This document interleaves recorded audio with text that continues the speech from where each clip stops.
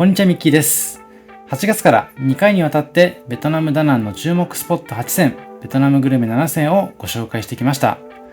動画を見ていただいた皆さんの海外旅行欲が少しでも上がって人生を少し豊かにするための一歩を踏み出そうとしてくれているととても嬉しいです。ただ、まだ完全には渡航規制が撤廃されているわけではない状況で、金銭面、身体面、健康面における不安を抱えている方も多いのではないでしょうか。私自身も石橋を叩きまくって徹底的に準備をするタイプなので、今回の旅行ではより入念な準備を行いました。めちゃくちゃ時間をかけて調べた内容でもありますし、だからこそ皆さんの役にも立つと思いますので、ぜひ参考にしていただければと思い動画を作成しました。このチャンネルではカフェ巡りなど日常を少し豊かにする情報をお届けします。少しでも応援してくださる方はチャンネル登録をして次の動画も見逃さないでください。まず1つ目に重要な対策はやはりコロナ対策でございます。今回3種の神器としてご紹介するんですけれども、まずは皆さん、厚生労働省の入国者健康管理センター日本へ帰国する皆様へというホームページを確認していただければと思います。こんな感じで Google で厚生労働省日本帰国と調べていただきまして、少しスクロールしていただいた上でこちらのホームページを見ていただくことができるんですけども、まず滞在国のエリアを選択しまして、その次に滞在国を具体的に指定します。今回の場合はアジア、ベトナムと選択しています。さらに3回目のワクチン接種につきまして、皆さんが接種された3回目のワクチンの種類を選んでいただいてチェックを入れていただきます。そしてこの結果はこちらと押していただきますと、皆さんが旅行される場合での空港での検査に関して上で書かれています。今回の場合は空港での検査及び入国後の待機は不要ですという形で結果が示されています。その結果の中に MySOS と、あとは検査証明書、ワクチン接種証明書というものが表示されますので、こちらがまさに今回必要な3種の神器になっています。ということで、今回こちらで示しています通り、3種の神器といいますのは MySOS、現地の PCR 陰性証明書、3回目ワクチンの接種証明書になります。そして MySOS なんですけども、今こちらで画面で映しています通り、こんな形のアプリになっています。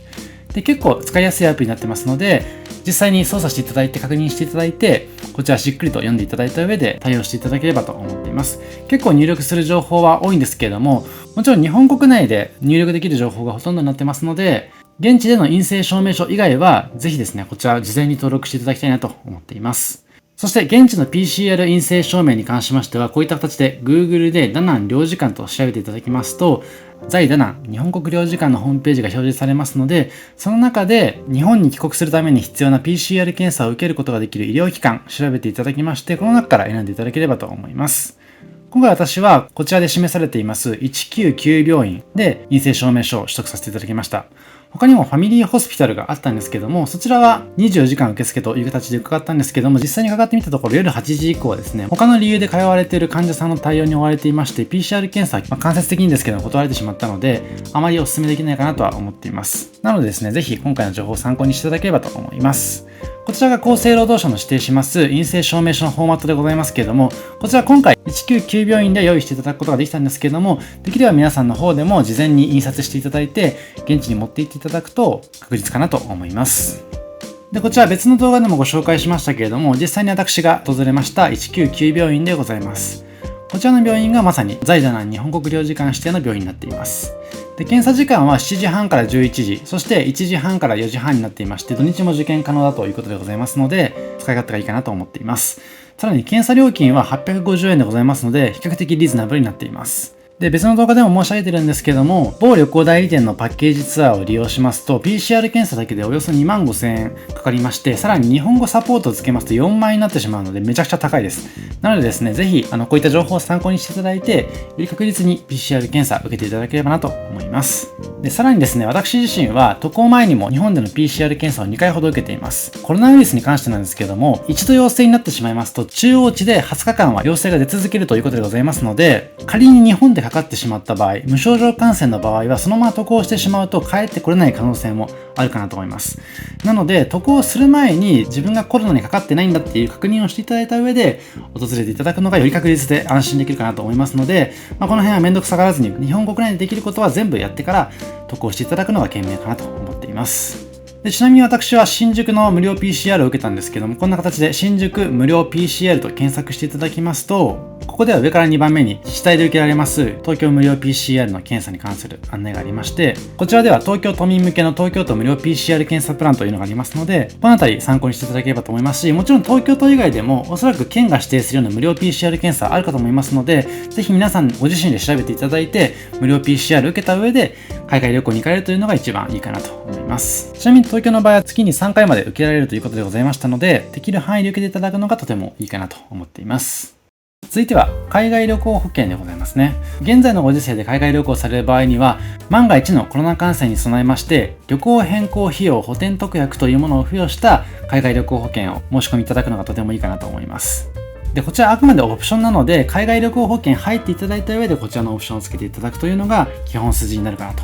思っています。で、こちらの旅行変更費用補填特約のポイントとしましては、保険を契約した翌日の0時から有効だということでございますので、つまり渡航前にコロナにかかってしまった場合でも、保険に入ってそこから渡航する前の期間中にかかってしまった場合に関しましては、その時点で予約しています航空券やホテル代などの旅費は全て保証されますので、これがポイントになっています。その分オプションなので、通常の保険料金よりは少し高くなるかなといったところでございます。それでも数千円になりますので、実際に数万円、数十万円飛んでしまうことを考えると、賢明かなと思います。で、海外旅行保険の中には旅行事故緊急費用というものもあるんですけども、こちらは飛行機の遅延時などで有効でございますので、こちらもぜひですね、確認していただいた上で契約されるのがいいかなと思います。実際に私も今回の旅の中で飛行機が遅れてしまって保険の補填を受けていますので、この辺は実際に利用実績があるといったところでございます。結構私自身もこれら全てを備えている保険探すの大変だったんですけども、実際に契約した保険としましては AIG 損保の海外旅行保険、それに先ほど申し上げました旅行変更費用補填特約をつけた上で渡航しています。これをしていただくことで、渡航前に感染してしまった場合でも補填を受けられますし、渡航後に感染された場合でももちろん補填を受けることができますので、ぜひ参考にしていただきたいなと思っています。で、この旅行変更費用の補填特約に関しましては、皆さんが旅行される代金、つまり航空券とホテル代含めた料金のさらにちょっと余裕を持った状態で選んでいただくのがとてもいいかなと思います。詳しくはこの後説明します。で、こんな感じで、もし皆さんも同じ保険を契約される場合は、AIG 海外保険といった形で調べていただきますと、上から探していただくことができまして、ここでいうところのお申し込み試算というのを押していただきますね。そうするとこんな形でプランの内容を選んでいただきまして、旅行目的と出発日、あとは帰宅日を書いていただいて、で、旅行先ですね。今回の場合ベトナムだったのでアジアを指定しています。あとは契約者の生年月日なんですけども、自分で指定していただいてという形ですね。ちょっとこれ嘘ついて入れてますけれども、実際には正しい数字を入れてほしいです。で、こんな形で条件を入れていただいた上で試算結果を見ると押していただきますと、実際の保険の内容が出てくるんですけども、タイプ3タイプほどあります。皆さんもこの3タイプに関しましては、ご自身で選択していただいて、一番いいなと思うものを選んでいただければと思います。補填の額が変わってくるんでね。私はこの真ん中の WL2 を選んでいます。で、さらにこれですね、ここのオプションの中で先ほど申し上げましたような旅行変更費用保証特約を選ぶことができますので、この画面で選んでいただいて、次へを押していただいて、その先の契約をしていただければなと思います。で、ここで保険金額選ぶんですけども、10万円から50万円まで10万円刻みで選ぶことができます。先ほど申し上げました通り、ホテル代と航空券込みにして、その補填をしっかりされるような値段を設定していただくのがいいと思いますので、今回私の場合はホテル代と航空券込みで15万ちょいぐらいだったので、20万円で指定しています。で、ちなみにクレジットカードの海外保険あるんですけれども、基本的にはコロナ感染をカバーするような特約はございませんので、この辺ご注意いただきたいなと思っています。先ほど申し上げましたけども、こちらの旅行変更費用保証特約に関しましてはオプションになってますので、保険に加入していただいた上でオプションをつけるというのが基本筋になりますので、その点ご注意ください。続いて3つ目は SIM カードについてご説明します。SIM カードは Amazon で事前購入されるのがおすすめかなと思います。事前購入されますと500円未満で購入することができます。こちら現地の空港で同等のものを購入しますと1000円から1500円程度かかりますので、事前購入めちゃくちゃおすすめですね。で、さらに最近だとキャリアのローミングを利用していただくことができるんですけども、ローミングっていうのはですね、携帯会社が現地の通信回線を使って海外でも通信ができるようになる制度なんですけども、こちら使っていただいた場合には、例えばソフトバンクの SIM を使った場合ですと1ギガで2000円かかってしまうので、これも結構高いですよね。そして実際の画面を使ってご説明するんですけども、例えばベトナムと入れていただいて、ベトナム SIM カードっていう形で入れていただいて、Amazon で検索していただきますと、この上からザーッと送っていただいた中の、今回こちらのベトナムモバイルのものを購入しました。436円になるんですけども、20日間使える SIM になっていまして、合計で120ギガですね。1日4ギガまで使うことができますので、めちゃくちゃ容量でっかいです。でさらに、今回観光都市なので、中心街は基本的に 4G がつながりますので、日本と同じぐらいの快適さで使うことができるかなと思います。で 1.5 注意なのは SIM ピン忘れますと SIM の交換できませんので、これだけ忘れないようにしていただければと思っています。実際私は忘れてしまってどうにか取り出すことができたんですけども、忘れてしまうと結構痛手なので、この辺ご注意いただきたいです。続いて4つ目は現地の感染対策及び衛生面についてです。今回100均でアルコールの除菌スプレーと除菌シートを買ったんですけども、この2つめちゃくちゃ活躍します。で、コロナ対策として食事の前とかに使っていただくのはもちろんなんですけども、結構現地の水を使ったカトラリーとかの消毒にもとても役に立ちますね。割と水が衛生的ではないみたいなところもちょっとあったりしますので、例えばその生活用水で洗ったカトラリーを使って食事をしたためにお腹を下してしまうみたいなケースもあるということでございますので、ぜひですね、食べていただく前に食器類一旦拭いてから使っていただくためにもとても活躍します。で、例えばこんなものですね。キレイの除菌スプレーと、あとは除菌シートを買っていただくと、確実かなと思います。そして続いては盗難対策ですね。ダナン治安は結構いいんですけれども、貴重品は海外旅行に行く際は結構肌身離さずに体の前に持ちたいと思うかと思います。で、ここで活躍しましたのが無印のサコッシュですね。こちら私が普段YouTube で拝見している高澤圭介さんのチャンネルの中でめちゃくちゃおすすめされてたので、ちょうど海外に行かれたということで使ってたと思うんですけど、確かにですね、おすすめされていた通り、サイズ感もめちゃくちゃいいですし、ガイドブックがしっかり縦に入って、バッテリーとスマホを並べて入れて結構綺麗に本当に収まりましたね。なのでめちゃくちゃおすすめです。特に男性の方なんかはそちら使っていただきたいなと思います。ちょっとこちらも少し丁寧気味にご紹介しますと、無印のサイトでサコッシュって言っていただきますと、この一番上に出てくるやつですね。ポーチとして使える撥水サコッシュってやつ。結構色もたくさんありますので、男性もおすすめですけども、女性でもね、全然使えるかなと思います。で、色結構豊富なんですよね。撥水なので、例えば軽い水とかが当たっても全然濡れないってところもとてもおすすめかなと思いますので、特に水辺が多いダナンにおいてはとても活用できるようなサコッシュになってたかなと思います。しかも値段990円とめちゃくちゃ安いので、こちらもおすすめできるポイントですよね。続いては充電事情です。ベトナムでは日本のプラグの形でも OK です。ただですね、プラグの形は日本のままそのまま使っていただいていいので変換プラグいらないんですけども、電圧はめちゃくちゃ注意していただきたいです。で、こちらドコモさんの画像を書いてるんですけども、入力のところに100から 240V みたいな形で書いてあるものは使えます。ただですね、AC100V って書かれているものに関しましては、これ日本でしか使えないものでございますので、ちゃんとこれ確認していただいて使っていただきたいなと思います。で、日本の 100V に対して 220V ベトナムのものがかかると、もちろん当たり前ですけれども、普通に電圧がかかりすぎて発火する恐れがありますので、めちゃくちゃ注意していただきたいなと思います。特にドライヤーとかですね、ドライヤーとか高熱を出すものに関しましては、なるべく現地のものを使っていただいた方が確実かなとは思います。もちろん海外対応というものを使う場合には問題ないです。でさらにモバイルバッテリーも最近では必須ですね。特に私今回ベトジェットという飛行機使ったんですけれども、飛行機の中にコンセントなかったので、なるべく持って行っていただかないと、例えばネットフリックスを飛行機の中で見ることもできないというか、到着した時に電池なくなっちゃうので、それこそ結構致命傷かなと思います。普段家電買うのに慣れてない方は、選ぶの難しいと思いますので、私あえてお勧めさせていただきますと、メーカーはアンカーさんのモバイルバッテリーがめちゃくちゃおすすめでございます。アンカーさん実はGoogle の子会社になっていまして、品質面でも結構安心できるかなと思いますし、割と安く買えますので、とてもおすすめですね。その中でも、せっかくなので今回私自身ですね、おすすめなモバイルバッテリーをご紹介しようと思いまして、今回画像に出しています。で、この1万ミリアンペアアワーっていうやつがあるんですけども、たまたまこの画面ではセールになってて3000円しないで買えるんですけども、セールじゃなくても3500円ぐらいで買えるものになってますね。で、これ実際に私が使っているものでめちゃくちゃ使えます。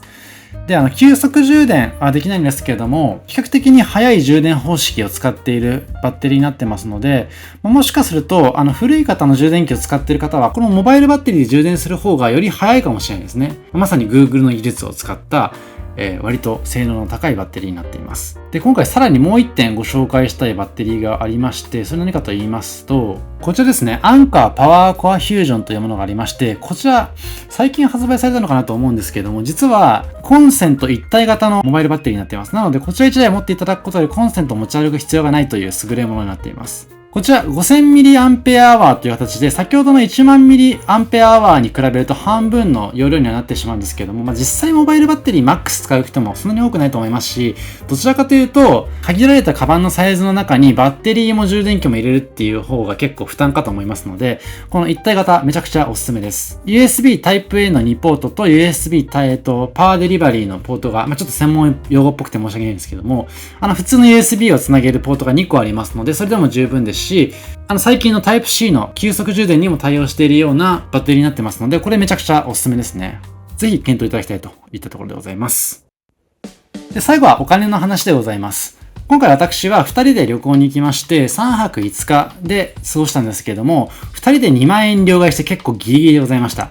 で、現地想像以上にクレジットカードが使えません。私も結構海外旅行行くことがもともとは多い人間でございまして、ヨーロッパとかアメリカとか、あとはアジアで言うとシンガポールを中心に行ってたんですけども、基本的にクレジットカードを使えたなという印象でございます。ただ、ベトナムに関しては、ほぼ現金しか使えなかったので、ここに関しましては、例えば私のように3泊される方、かつ2人で行かれる方は最低3万は持っていった方がいいかなと思います。それが一番いいですね。で、両替する際なんですけども、もちろん空港で書いていただくのもいいんですけども、基本的には街中で書いていただくのが一番レートいいです。でもそれでも、例えば結構街中に不安がある、言語の壁があるって感じられる方に関しましては、ホテルが一番いい選択肢かなと思います。というのも空港よりは全然ホテルの方がいいです。で、ホテルと街中比べたら、街中の方がいいかなみたいな感じでございますので、もし到着直後にお金を使うという必要性に迫られてない場合に関しましては、ホテルまで少し我慢していただいて、ホテルで両替していただくのが個人的にはおすすめです。ということで、以上今回はベトナム旅行最重要準備7選としてご紹介させていただきました。今までご紹介しているようなカフェ動画とはちょっとテイストが違って結構解説動画っぽく撮ってみたんですけども、私自身も今回の旅行はもっと気楽に行けると思いましたし、感染状況も6月の頭の時点でだいぶ減少傾向にあったので、さすがに7月末にはもうなんなら